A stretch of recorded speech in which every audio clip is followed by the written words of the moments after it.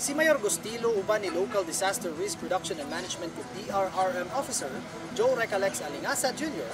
ning apil sa 2022 Western Visayas Resilience Forum niadtong Agosto 19 dito sa Nature's Village Resort sa Talisay City.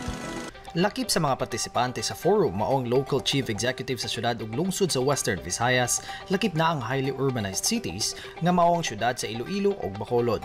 Matud ni Alingasa nga ang forum nakatutok sa pagpaambit sa best practices sa local government units sa pag-institutionalize sa mga buhatan sa DRRM sa syudad ug munisipyo.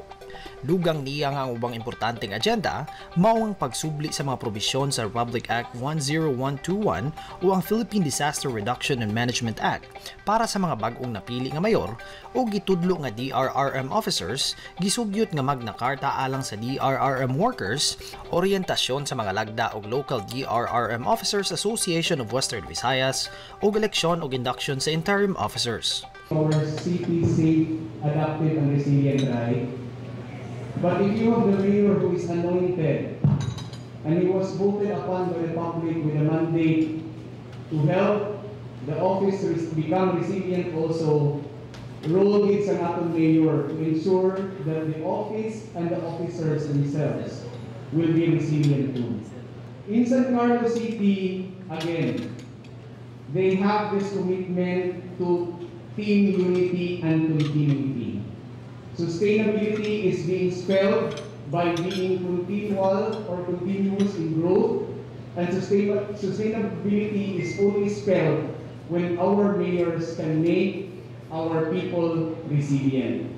Sa laing bahin gipaambit ni Mayor Gustilo ngadto sa ubang mayor ug opisyales sa LDRRM kung giunsa pagtukod sa San Carlos City ang CDRRM office niini isip departamento base sa availability sa pondo ug paggiya sa Office for Human Resource Management, partikular na sa organizational ug functional requirements. DRRM quota, it will always reflect the leadership of the mayor. Kaya atong Bureau 5, atong population, kung hindi ka po yun sa ilang performance, ano ba itong research for replacement? In the case of CDR mo, kung nagsala ka man, nagsala, kung nagutan kayo doon ay sa department head, CDR mo na ito, when you sit down in that office, see to it na you share galing sa puso ko. Gipresentaro sa ni Gustilo ang mga modernization nga programa ug proyekto sama sa Emergency Operations Centers ug uban pa. Ang Office of Civil Defense 6 nga gipanguluhan ni Regional Director Jose Norberto Nunez mo'y nag-organisar sa forum uban ang koordinasyon sa Department of Social Welfare and Development ug Department of Interior and Local Government Region 6, probinsya sa Negros Occidental, binaagi sa Provincial Disaster Risk Reduction and Management Office ug Local Government Unit sa Bacolod City ug Talisay City.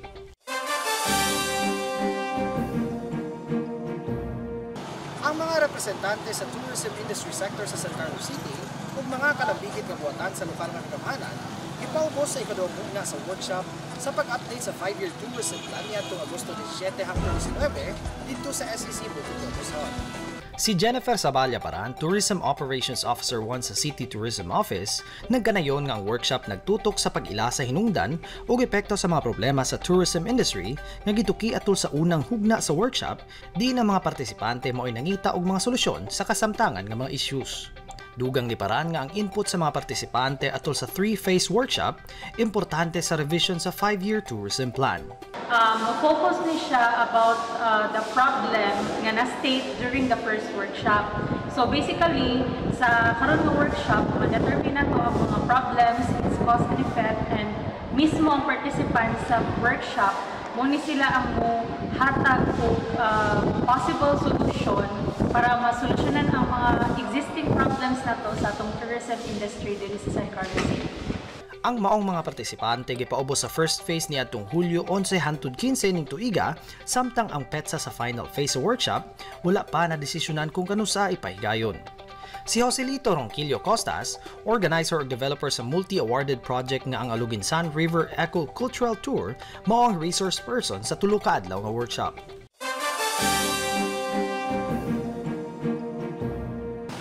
Ang San Carlos City Children and Women's Affairs Incorporated Kunskaway nagpadayon sa ilang rug training making dito sa Barangay 1 Covered Court niadtong Agosto 19, din 30 ka mga babae ang isalmo. Ang maong grupo maong ay kapito nga batch nga nagapahimulo sa livelihood training nga gitumong sa paghatag og dugang og regular nga kita sa mga kababayen-an. Si punong Barangay Joselito T. Lopez sa Barangay 1 nagkanayon nga pinaagi sa pagbansay-bansay ang mga partisipante nga walay kita makakwarta pinaagi sa pagpamaligya og trapo nga mapuslanon kaayo sa panimalay. Gipahinumduman na sab niya ang mga partisipante nga batasanon ang pagpanglimpyo sa ilang panimalay aron maminusan ang kaso sa dengue sa ilang barangay. Nagpakabana sa pamilya, sa usa ka pamilya nga sa diin na dili lang tay magsaligtas tumbana kun dili mangita tag paagi para makatabang sa tumbana nga mahimo mapakaedukan nato ang atong mga bata. Kita mismo ginikanan, kita ang modelo sa tuwang tahanan, sa tuwang pamilya na ipakita nato nila ang kakugi para nila, para umiya damlang sa mga bata. Mao po na ilang buhaton nga maayong pagrespeto, maayong pagpadako sa bata, saktong disiplinado, mao na importante nga atong ipakita. Si Sabina Fernandez, 55 anyos nga residente sa Purok Nangka, sa maong barangay 15-25 katuig nang namaligya og trapo, nagkanayon nga 300 hangtod 500 pesos matag adlaw ang iyang kita, samtang 500 hangtod 700 ang kita matag adlaw sa 52 anyos nga si Lorgie Despi, taga Purok Nangka gihapon sa 15 na katuig. Sila si SP member Victoriana Cabili, chair sa Education, Arts and Culture ug Women and Family Committees, si Maria Consuelo Janice Carmona, Skaway President ug mga barangay kagawad John Pomar, Rogerico Mendres ug Oscar Villaviles dito usab atul sa maong skills training. Target sa Skaway nga madala ang maong pagbansay-bansay sa mga piniling babae sa tanang 18 ka barangay sa San Carlos City. Sa laing bahin mikabat sa 12 ka mga babae sa barangay Nataban ang gipaubos sa maong pagbansay-bansay niadtong Agosto 17 ning tuiga. Si Kabili miingon nga ang babae importante sa kalambuan sa kinabuhi sulod sa komunidad ug wala magsalig sa mga lalaki tungod kay kadaghanan kanila nakahimo sa trabaho sa mga lalaki. Giawhag usab ni Kabili ang mga benepisyaryo sa pagpaambit sa ilang nakatunan sa ilang mga silingan alang sa dugang kita. Kay og dili tatabangan sa atong barangay officials wala gyud mahimo ug sa atong mga projects. So ganihan ang saad na si kapitan nga punan niya ang kaning frames, no?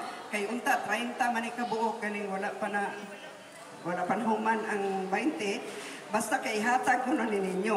Ayuhan jud ninyo ang inyong pagkahibalo kay makatabang kita sa komunidad, dili lang sa atong pamilya, no? Kay pagkakaron gitawag na women empowerment nga dili pareho sa una nga ang babae sa balay ra gyud magtagad sa bana, magtagad sa mga anak. Karon ang mga kababayan gisaligan na sa gobyerno.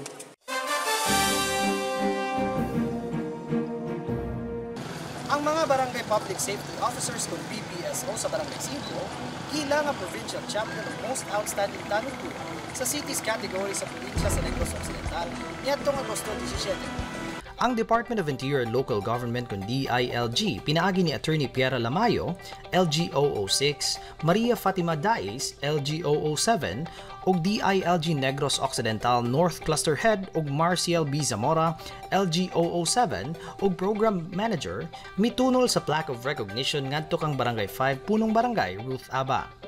Human sa maong kadaugan ang mga representante sa Provincial Search and Validating Committee o key personnel sa DILG, Philippine National Police kung PNP, Bureau of Fire Protection kung BFP, o Bureau of Jail Management and Penology kung BJMP, niobserbar o nisubli sa pag-assess sa maong nakadaog ng mga tanod sa Barangay 5 aron masiguro ang ilang kahanas aron maandam sila sa regional nga ebalusyon. Sa laing bahin gipresentar ni punong Barangay Aba ang video compilation sa mga nahimo sa maong mga tanod nga nagpakita sa ilang kahanas atubang sa komite. Gipasalamatan ni Aba ang validating team ug mga tanod sa ilang paningkamot nga nakakwalify sila sa regional competition. The Barangay 5 tanod is divided into two teams, Alpha and Bravo.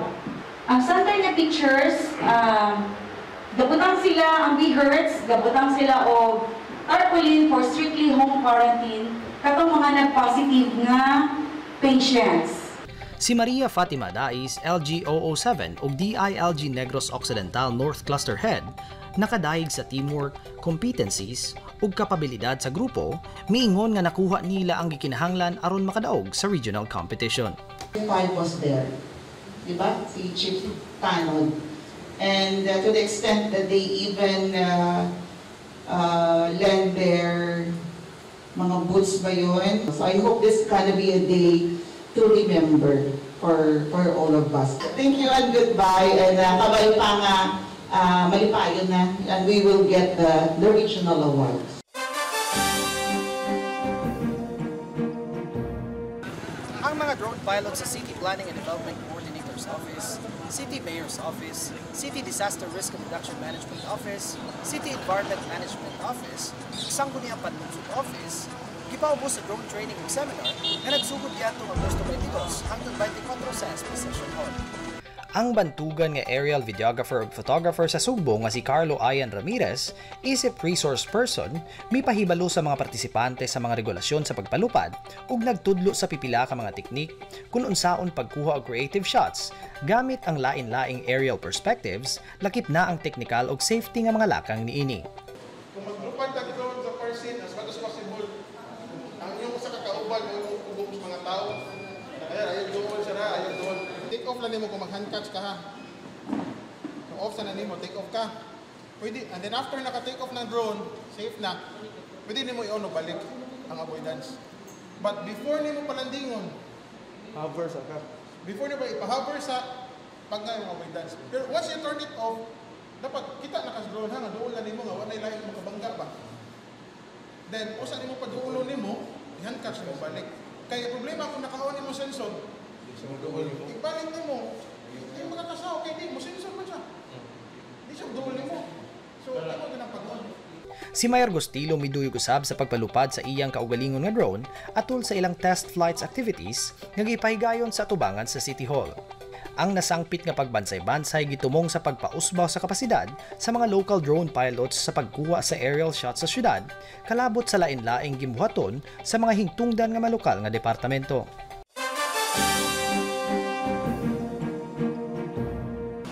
Mga napiling opisyales sa bagong natukod nga Barangay Kudkod Overseas Filipino Workers kung OFWs Association nanumpa sa ilang katungdanan sa atubangan ni punong Barangay Danilo Lastimoso niadtong Agosto 16 sa ilang pagtugon. Si Judito Lizada, presidente sa mga asosasyon, mao'y nangulo sa oath-taking uban ni Lloyd Lastimoso, Vice President, Amparo Lastimoso, Secretary, Ricardo Alfajora, Treasurer, Aiza Diaz, Auditor, Elizabeth Maghari, Meraluna Concardas, Patrick Samiliano, PIO, Marlene Nasawas, Maricel Alcontin, Melody 14, Business Managers, Marilu Imbon, Janice Hulaton, Eddie Espinosa, Jovert Caduhada, Tranquilino Helia, Board of Directors, Gemma Bilano, Maria Betsy Bolok-Bolok, Alma Wasawas, Finance Committee, Rosalinda Quiñones, Wena P. Martorillas, Donald Maghari, Audit Committee, ug Desiderio Laigan, Jaliza Grace Lobrido, Annabel Alonsabe, Education Committee nga gipasiugdahan sa Public Employment Service Office kun peso. So, sa diari karon sa mga OFW o katong representante, hinaot ko nga naka-learn mo sa ilahang gipan karon. Kay kani abang man ninyo ato ning i-grab ng opportunity na abang ko na kung naan lang yun ni ato matarong pagdumala dili sa masungang uban asosasyon nga pagkahuman mo ibaliwala lang no kani ang sustainable ani ninyo OFW ni. Si Maria Shelo Bungkalan, OFW Focal Person sa PESO, miingon nga pinaagi sa maong asosasyon ang OFWs apilang ilang immediate families adunay access sa bisan unsang financial assistance ug scholarship programs gikan sa gobyerno ug ang mga reklamo dali nga mapaabot sa hingtungdan nga mga ahensya.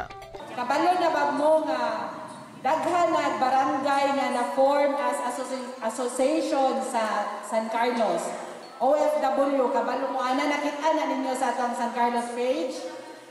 So karon nagmahuman kita ni election at among niani is i-form mo of association. Kabalungan mo nga ang sa OFW nihit ra kay mahatagag ayuda kay tungod gikan sa gawas. So atoan nang ihangyo kini kay maka-form na ta og association, maggrupo na mo so dali na lang kung say mga concerns ninyo. Samtang ang PESO staff nga sila si Barbie Antiquin, Melinda Ortigas, Marie Rodelin Estioca ug Jennifer Dolino nakighinabi sa 184 ka mga rehistradong OFWs ug mga ginikanan o sakop sa pamilya nga nagtrabaho sa gawas sa nasod aron masayran ng ilang status, ahensya nga ilang gitrabahuhan ug lugar sa trabaho ug uban pang mga detalye nga mahimong mapuslanon sa umaabot.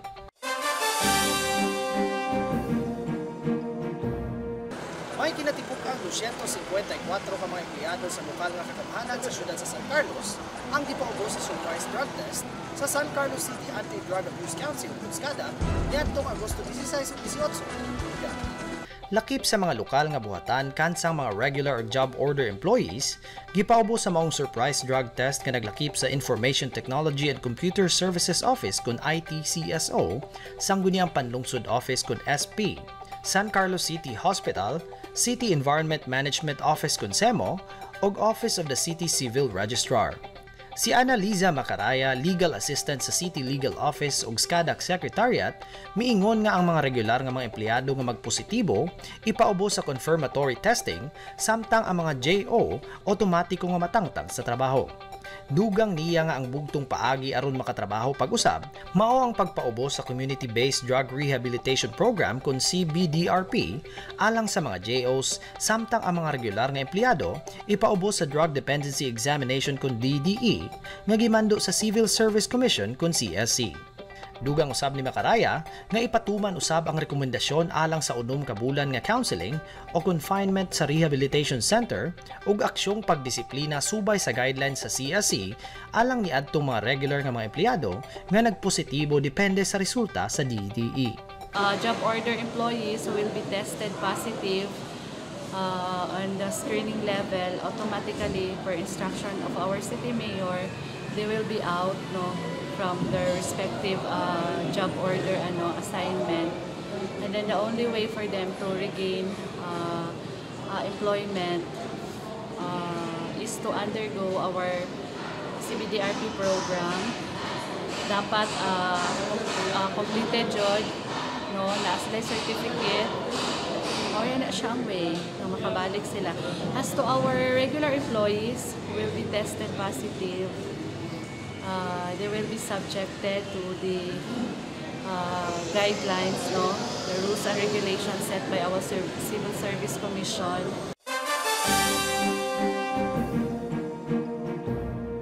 Di mo minus sa 22 gikan sa 43 ka person who use drugs kung piwod sa Barangay Bagunlon ning syudad sa San Carlos ang nakatapos sa ilang 90 kaadlaw nga community-based drug rehabilitation program kung CBDRP niadtong Agosto 22 sa covered court sa mga barangay.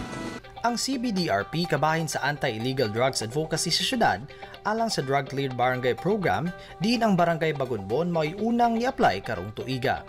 Nagsugod ang CBDRP niadtong Mayo 16 hangtod Agosto 15 ning tuiga nga gipasiugdahan sa San Carlos City Anti-Drug Abuse Council kun SCADA. Si Ana Liza Macaraya, SCADA Secretary, miingon nga ang mga benepisyaryo kinahanglang muhimo og saktong pagpili pinaagi sa pagbuhat og maayo ug pagbawi sa nangaging mga kasaypanan nga nakaapekto kanila ug sa ilang pamilya.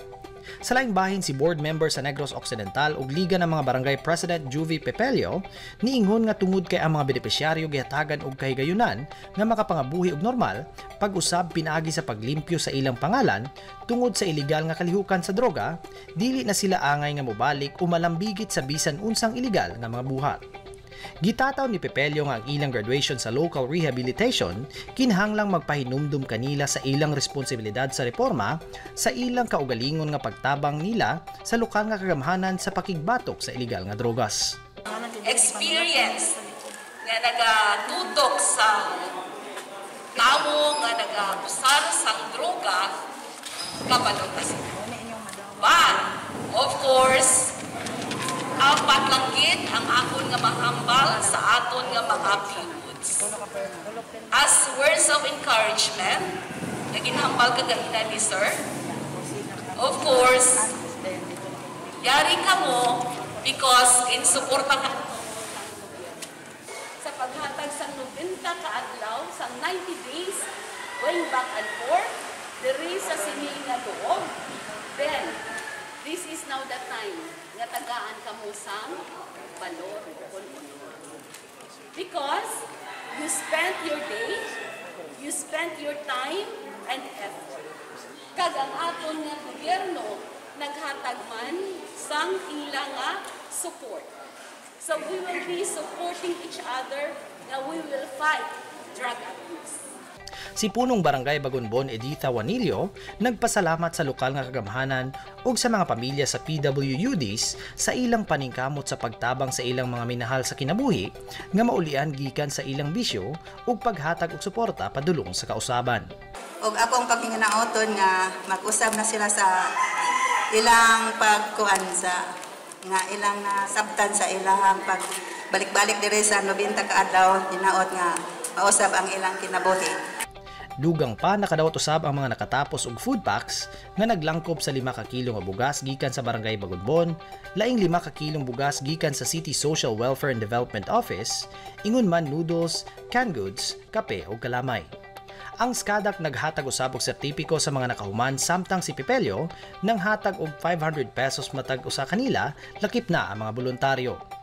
Mitambong atol sa maong kalihukan sila si Niña Lynn Aloquiña, Intelligence Officer 1 sa Philippine Drug Enforcement Agency Negros Occidental, Edina Dagondon, CSW Officer in Charge, Police Lieutenant Rodney Sarona, Juan Carlos Ramon Solidarios, Nurse 3 sa City Health Office, ug mga kawani sa SCADAC.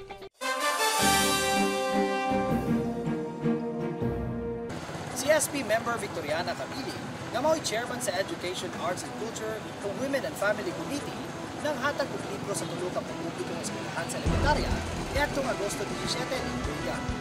Lakip sa mga eskwelahan nga gibisita mao ang Nataban Elementary School, Medina Elementary School ug Katiklan Elementary School diin ang Nataban ug Medina nakapahimulos sa maong libreng mga libro. Gitugyan ni Cabili ang mga storybooks, science ug math books nga kanhi gipanag-iya sa iyang apo ngadto sa mga representante sa maong eskwelahan nga sila si Rinaldo Loberos, John Ray Villahermosa, Alvin Agbay ug School Principal Marjorie Hevilla. Matod di Cabili nga kabahin sa iyang pagbisita, maong pakigkita sa mga ginikanan, bata ug magtutudlo, di nalipay siya sa pagkakita nga naghiusa sila sa pagpanglimpyo sa eskwelahan isip pagpangandam sa pagbukas sa klase. Aniya kami karon sa Nataban Elementary School aron sa pagbisita sa atong mga ginikanan ug mga maestra ug maestro.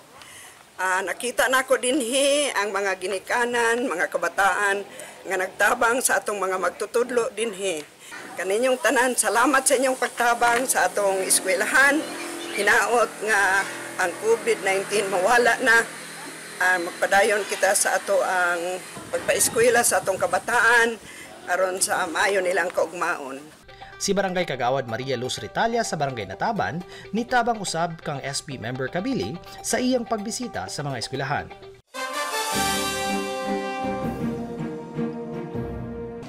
Giyawag ang tanan nga padayunon ang pagtuman sa nailang COVID-19 health and safety protocols sama sa kanunay nga paghugas og kamot sulod sa 20 segundos gamit ang tubig kaha alcohol o bisan unsang hand sanitizers nga dunay 70% alcohol-based solution. Batasanon ang paggamit kanunay og face mask, pag-obserbar kanunay sa social o physical distancing. I-follow kami sa among social media accounts sa Facebook ug Instagram at SCCLGUPH. Mamahimo usab kami yung i-check sa among YouTube channel, Vamos News, ug ang official website sa syudad, ang www.sancarloscity.gov.ph. Maukad to ang mga balita nga among nahipos. Ang ginagmay nga butang kung buhaton sa makadaghan, pamahimong makapausab sa kalibutan. Hangtod sa sunod natong panagkuban, daghang salamat ug Vamos San Carlos.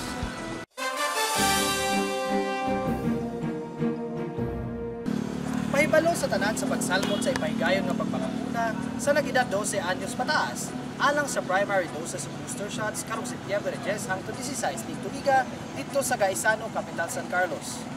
Subay kini sa paglusad sa Pinas Lakas, usa ka kampanya sa gobyerno nga nagtumong sa pagpataas sa vaccination demand generation o komunikasyon nga nag-focus sa mga senior citizens ug paghatag og booster shots alang sa kinatibukan nga gipangluhan sa Emergency Operations Center Vaccine Cluster.